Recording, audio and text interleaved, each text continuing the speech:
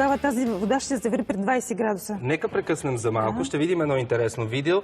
Много хора не знаят какво губят, като отказват да ходят на масаж или на каквато и да е терапия за тяло. Смятам, че със следващия материал на Веселин Тодоров тези хора поне ще се замислят.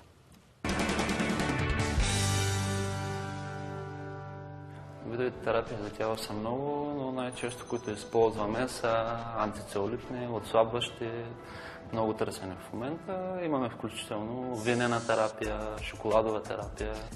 Шоколадовата и винената терапия, те падат по-към релаксиращите, отпускащите и зимно време предпочитане повече.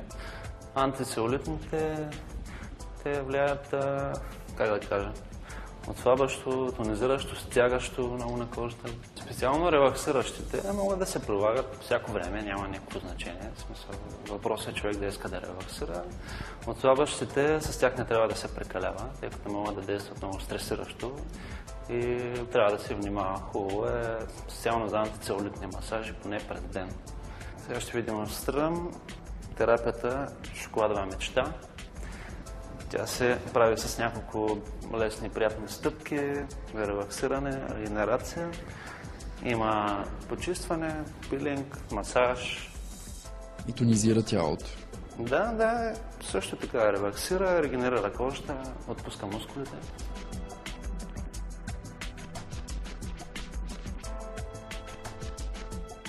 Слагаме лосьон от боровинки и шоколад, което е за почистване и подготвяне на кожата към следващата терапия.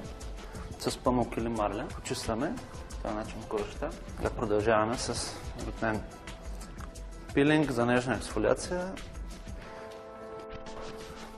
с леки кръгови движения.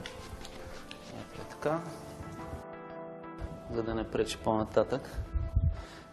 Макар компрес, просто за измиване на пилинга. И сега продължаваме към следващата стъпка, това е масажа.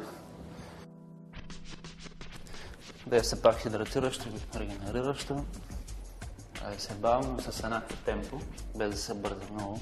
Някъде около час отива поне за целия масаж. Тази маска е в кремообразна форма. Крема няма никакви козметични въздействия, но серума, който сложихме вътре, съдържа много съставки, които са хидратиращи, регенериращи, отнемат стреса и умората.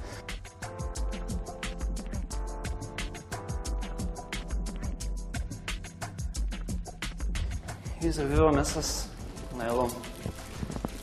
Идеята е, че по този начин се получава загряване, порите се отварят и маската се приема по-лесно от кожата. Трябва да постои поне 20 минути. След като 20 минути са изтекли, развиваме бавно найлона, тъй като залепва и да не става такова маска. Да. Ето така внимателно.